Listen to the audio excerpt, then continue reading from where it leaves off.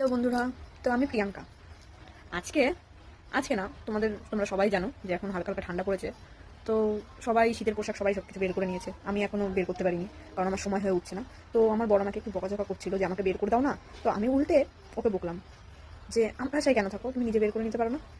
তো এই কথাটা বলা যে আমি কি বড় ভুল করেছি, এই কথাটা বলে তোমরা একবার দেখো জাস্ট।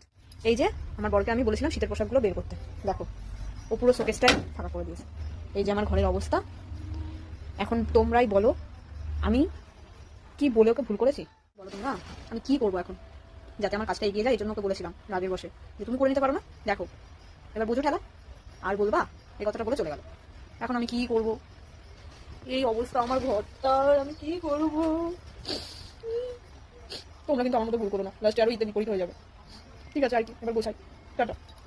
সবাই আমার চ্যানেলটা সাবস্ক্রাইব করে দিও, প্রেস দ্য বেল আইকন।